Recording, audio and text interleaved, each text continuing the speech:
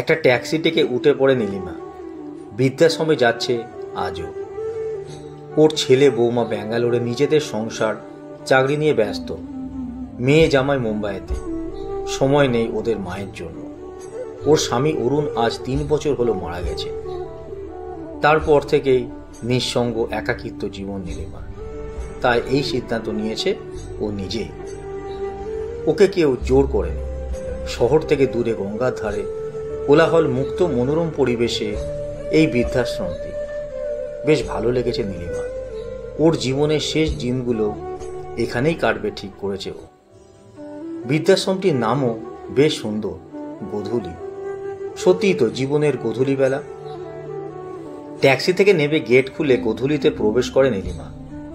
কাউন্টারে বসা মেয়েটি বলে, নীলিমাদি, তুমি আসবে বলে তোমার জন্য দোতলায় বারান্দায় দেওয়া 6 নম্বর ঘরটি সাজিয়ে রেখেছি।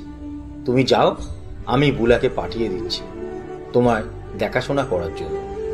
নীলিমা মৃদু হেসে সম্মতি জানায়। আজ থেকে গোধূলির 6 নম্বর ঘরটায় ওর ঠিকানা।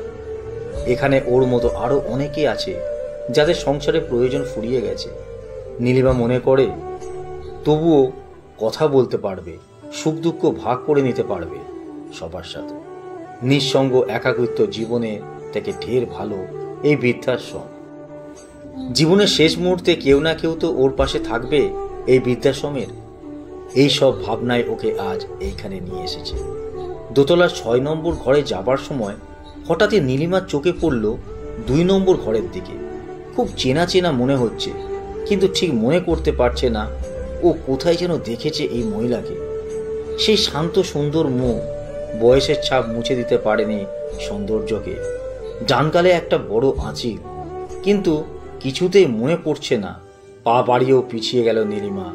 6 নম্বরে না গিয়ে ঢুকে পড়ল 2 নম্বর ঘরে। কে তুমি? কি নাম গো তোমার? আমি কি তোমাকে জানি? বলল নীলিমা।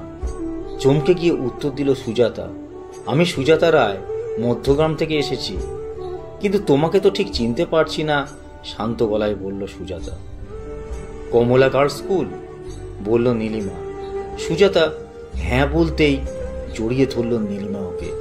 বলল, সুজাতা, আমি তো নীলিমা, চিনতে পারছিস? আজ কত বছর পর। কান্না আর ধরে রাখতে পারল না দুজনে। জীবনের শেষ অধ্যায়ে এসে আজ এইখানে ওদের দেখা হয়ে যাবে ওরা কোনোদিন স্বপ্নেও ভাবেনি। ক্লাস 10 পাস করার পর সুজাতার বিয়ে হয়ে গেছিল দিল্লিতে। তখন তো আর এত ফোন ছিল না, আর কোনোদিন খুঁজে পায়নি নীলিমা ওকে। তারপর নীলিমাও বিয়ে হয়ে যায়। সংসার সন্তান সহ ব্যস্ত জীবন নিয়ে 2 বন্ধু ভুলে যায় ওদের বন্ধুত্বকে। আজ আবার স্মৃতিগুলো জীবন্ত হয়ে উঠেছে। আলু কাবলি, ফুচকা, আমের আচার, ঝালমুড়ি সব। হারিয়ে যাওয়া শৈশব যেন ফিরে পেয়েছে কোনো এক ভূতের দেওয়া পরে। ওদের মনে হচ্ছে না ওরা বৃদ্ধাশ্রমে আছে। মনে হচ্ছে ওরা ফিরে গেছে সেই কমলা স্কার্ট পরে ক্লাসরুমে। ওদের গল্প হাসি শুনে পাশের ঘরে অন্য মহিলারাও এসে গেছে দেখতে। বুলা অবাক হয়ে দেখছে সুজাতার দিকে। অচেনা লাগছে আজ ওকে। প্রায় 1 বছর হলো সুজাতা গোধূলিতে এসেছে। ওর বর মারা যাবার পর ওর অনিচ্ছা সত্ত্বেও ওর ছেলে বৌমা জোর করে এখানে দিয়ে গেছে। কোনোদিন কেউ ওকে ভালো করে হাসতে দেখেনি, শুধু চোখের জল ফেলতে দেখেছে। আর দেখেছে ছেলের ফোনের অপেক্ষায় সারাদিন বসে থাকতে।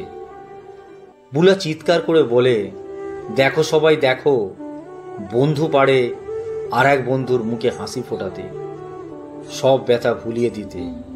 সবাই একসাথে করতালি দিয়ে ওঠে। নীলিমা বলে, আমরা বাঁচব সুজাতা, জীবনের শেষ দিনগুলো শুধু নিজেদের জন্য। পাশের ঘরের মিতালিদি গান ধরে, প্রাণের সখা এসো মোর প্রাণে। মল্লিকাদি বলে, আজ আমি সবাইকে মিষ্টি খাওয়াবো। অদিতি বলে, বুলা নিয়ে এসো সবার জন্য চা, মুড়ি আর আলুর চপ।